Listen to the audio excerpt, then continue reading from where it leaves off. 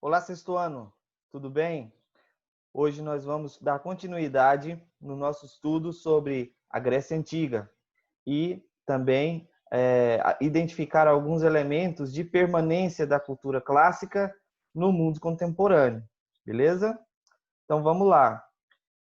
Eu trouxe para vocês algumas imagens aqui que fazem referência à antiguidade clássica, mais propriamente a Grécia Antiga, beleza? Tenho certeza que vocês já ouviram falar ou já tiveram algum contato com alguma dessas imagens. Pelo menos uma, tenho certeza que vocês já viram. Então, a primeira aqui, ó, se refere a, ao filme, né, 300, não é isso? Na guerra entre os espartanos e os persas. Nós temos também a imagem aqui do Kratos, né, conhecido aí como God of War. Nós temos também aqui do lado, aqui, ó, algumas figuras planas, né? Isso aqui é um triângulo retângulo, né? Um triângulo que tem um ângulo reto aqui, um ângulozinho de 90 graus aqui. Vocês já ouviram falar. E essa figura plana, a forma de se calcular, a teoria para se calcular um dos lados, descobrir um dos lados dessa figura, foi desenvolvida por um grego, um matemático grego chamado Pitágoras. Então, a fórmula matemática, ela é chamada de Teorema de Pitágoras, beleza? Então, olha só, se nós temos aqui no triângulo, conhecemos dois lados, mas desconhecemos um, então Pitágoras lá ele desenvolveu um teorema, uma fórmula capaz de descobrir esse outro lado, qualquer um dos lados desse triângulo, desde que você conheça pelo menos dois. Beleza? Então isso é um elemento de permanência. Por quê? Porque nós ainda fazemos uso desse método, desse teorema de Pitágoras para fazer aí os nossos estudos sobre as figuras planas, beleza? Aqui nós temos a imagem dos deuses gregos, os principais deuses gregos, né? Que também faz parte da nossa cultura. Por quê? Porque nós ainda nos importamos com isso, aparece de diversas formas na literatura, nos filmes, como por exemplo aqui abaixo vocês têm o Percy Jackson, o Ladrão de Raios, que é um filme relativamente recente, não é? O filme aqui de Troia, aqui nós temos uma representação aqui do cavalo de Troia, né? Esse aí foi usado no filme chamado Troia, né? E a arquitetura grega também ainda faz parte, o estilo arquitetônico, né? Alguns estilos ainda permanecem em algumas obras arquitetônicas, beleza? A filosofia grega é indispensável, não é? Uma invenção dos gregos que ainda povoa o nosso cotidiano. Então, existem muitos elementos, muitos outros, nós vamos identificar eles a partir de agora, beleza? Olha só, a política, não é? A discussão, o debate sobre ideias diferentes, né? É uma invenção grega também, né? Qual era a principal preocupação dos gregos? Era a busca do bem comum, a segurança da polis, o desenvolvimento da polis grega, que é a cidade-estado, já que elas eram independentes, como nós vimos na aula passada, lá no nosso mapa. Então, beleza. Vejam, a política, que nós temos a palavra política em grego, né?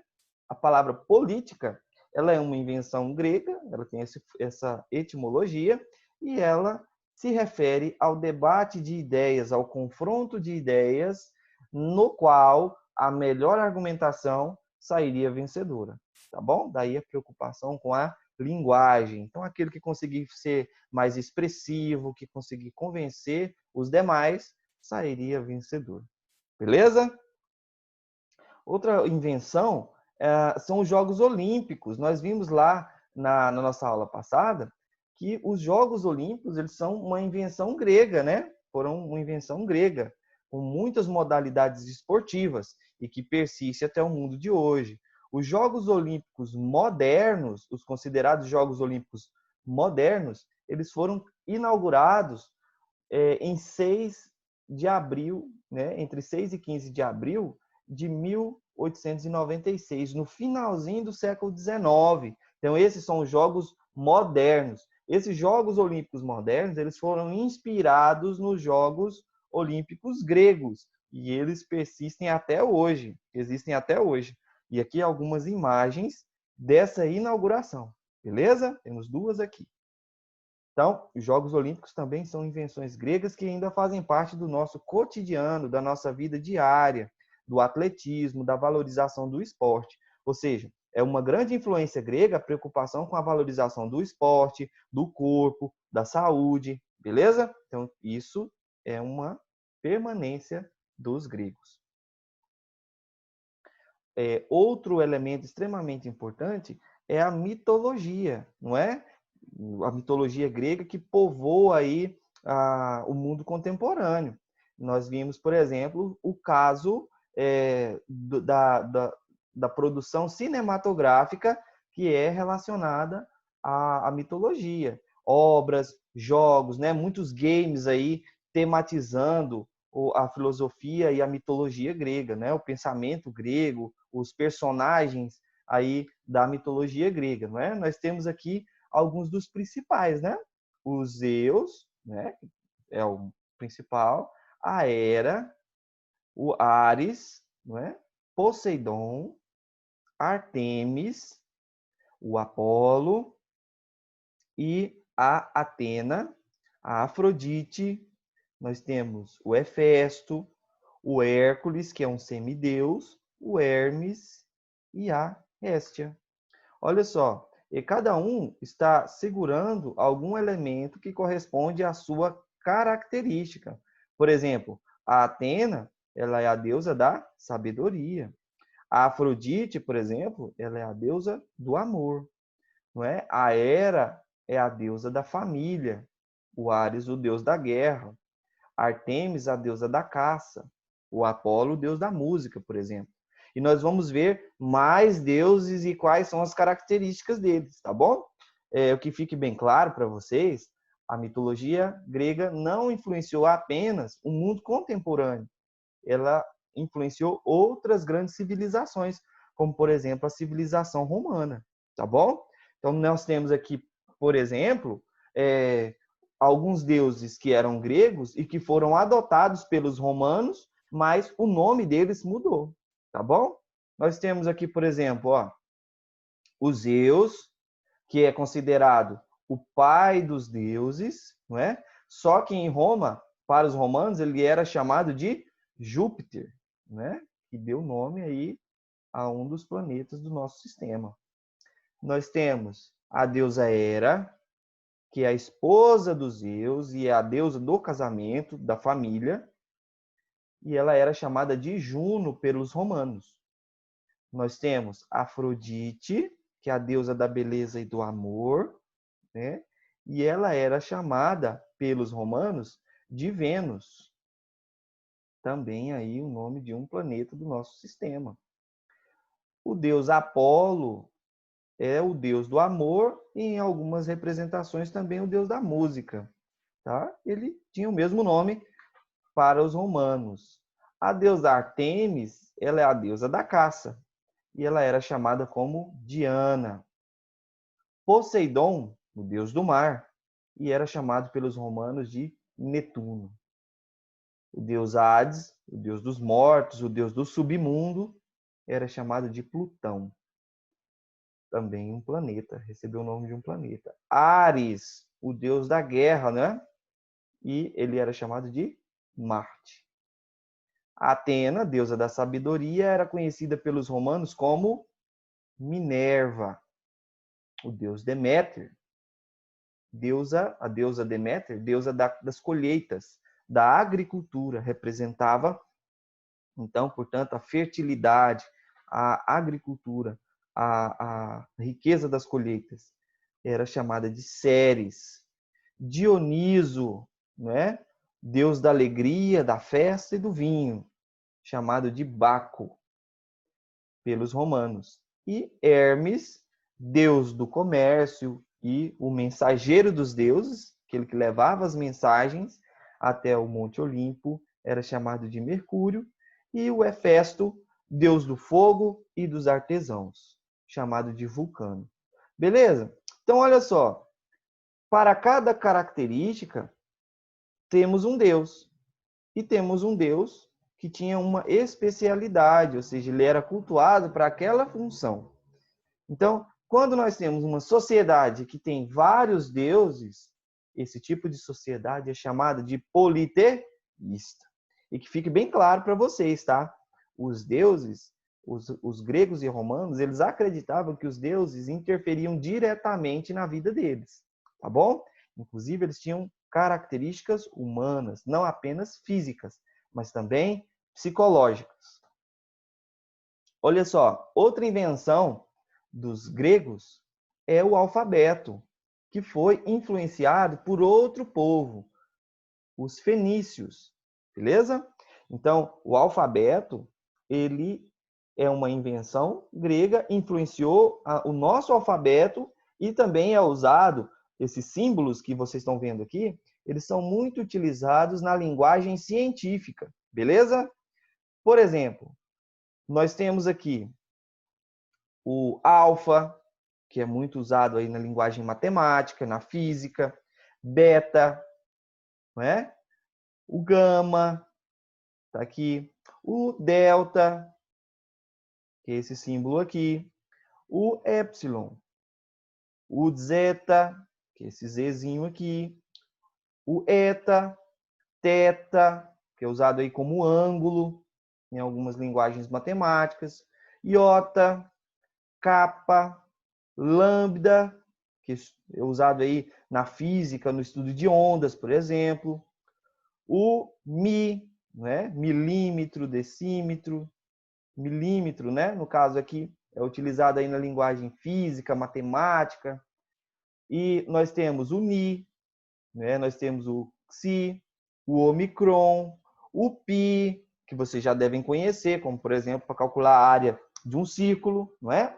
Temos a fórmula lá, πr ao quadrado, por exemplo, é representado, o pi, que aí na linguagem matemática vale 3,14, né?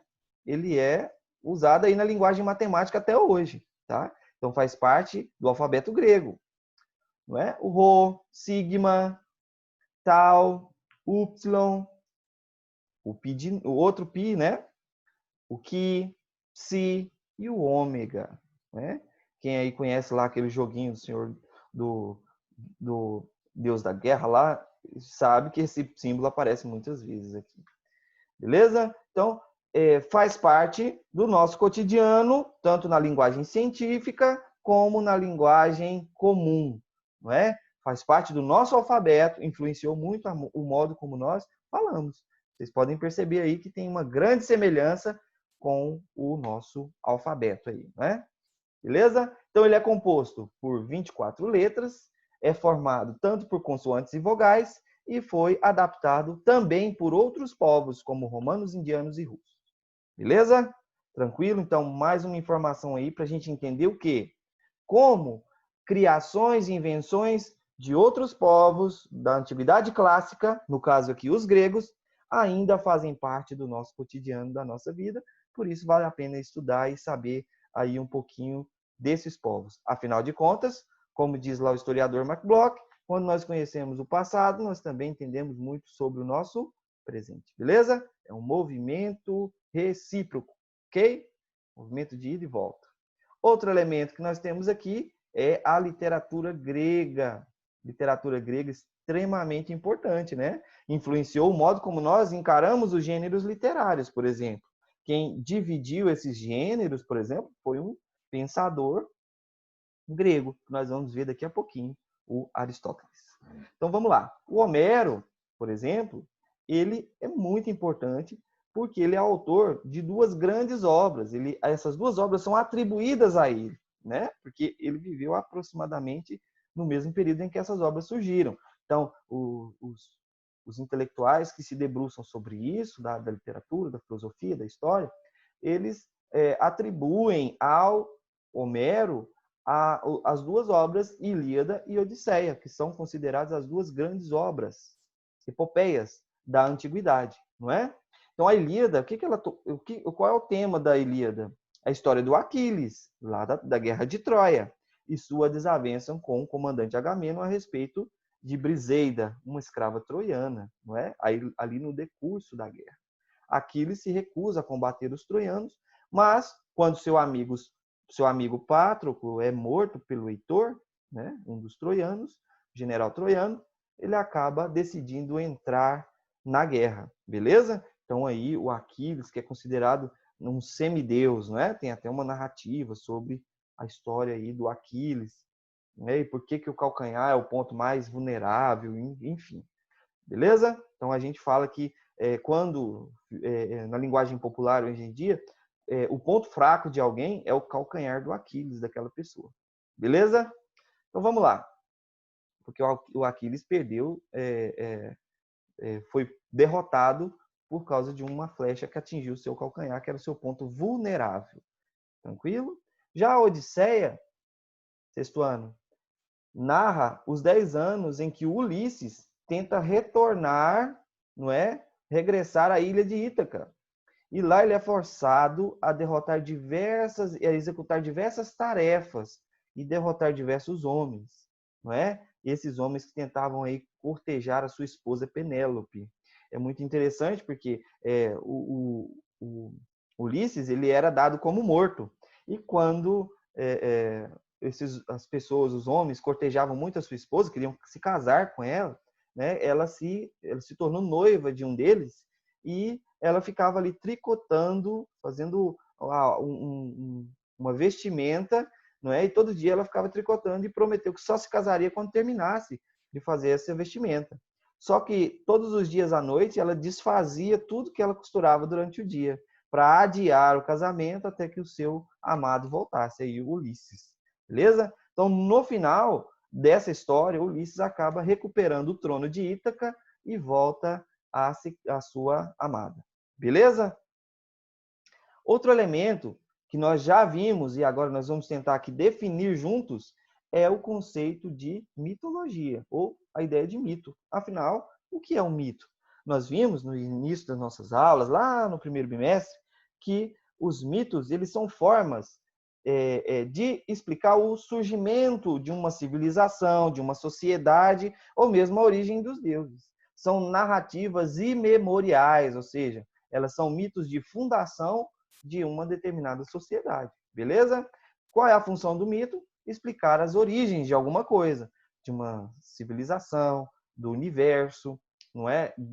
De uma determinada sociedade, ou mesmo a origem dos deuses. Então, as narrativas que tratam, por exemplo, do surgimento dos deuses gregos, são narrativas mitológicas.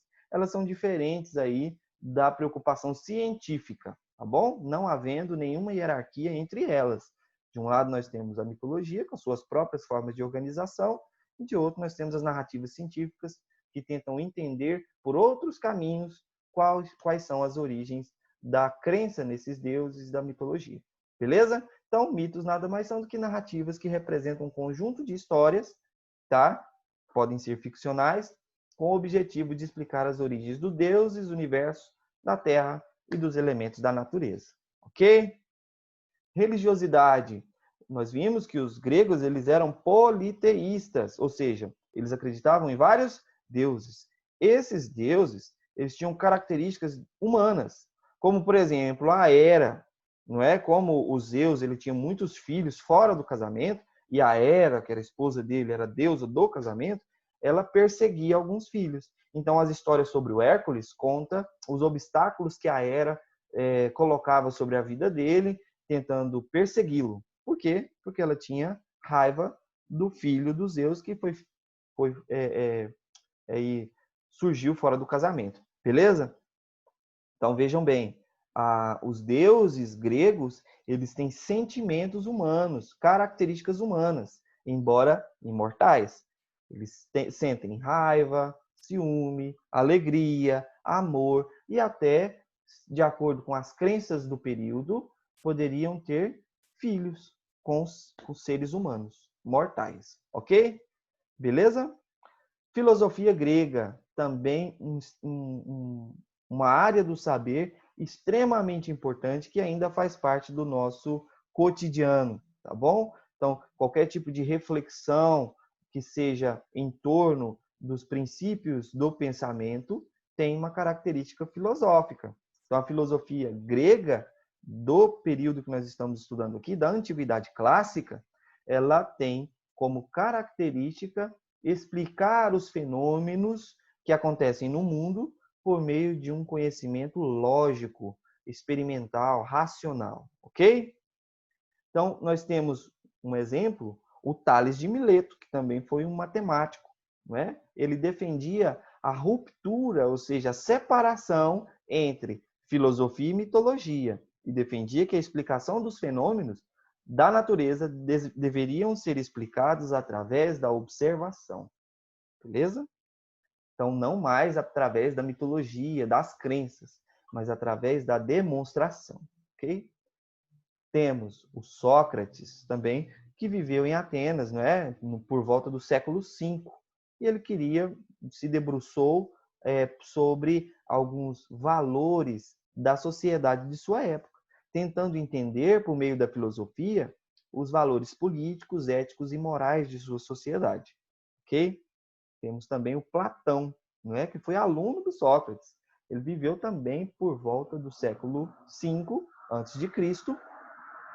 e acreditava que na existência de um mundo, o mundo das ideias, que é chamado de mundo platônico aí, tá bom? Esse mundo seria o mundo das formas perfeitas, não é? Um mundo em que as imagens elas são perfeitas e acreditava ele que o nosso mundo, um mundo temporal, transitório, cheio de mudanças, não é? Ele seria um mundo que seria uma cópia desse outro mundo das ideias, tá bom? O que nós vivemos aqui seria apenas uma encenação, uma representação desse mundo ideal, desse mundo perfeito, ok?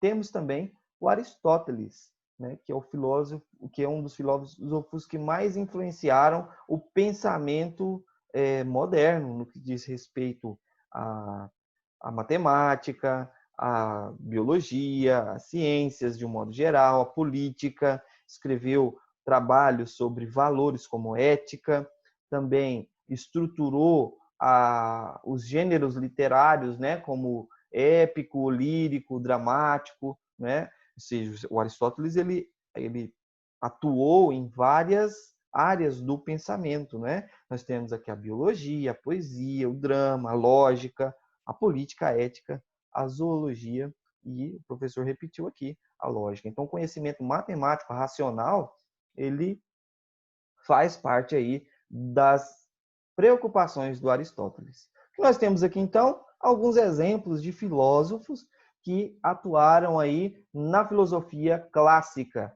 que são aí grandes modelos. Esses temas, todos vocês conseguem identificar. Se vocês reconhecem, é porque eles fazem parte de alguma esfera da nossa vida. Então, por exemplo, a biologia. Será que os estudos sobre biologia ainda são importantes na nossa sociedade? Claro que sim. Agora ainda mais do que nunca, né? Nessa época de pandemia, por exemplo. O estudo da zoologia, ou seja, o estudo dos animais, das características, das propriedades desses animais, o seu habitat, por exemplo, a sua alimentação, formas de reprodução, não é? Se são mamíferos ou não. Então, isso faz parte da nossa sociedade. Estudos, por exemplo, relacionados à política, não é? Será que a política ainda é importante na nossa sociedade?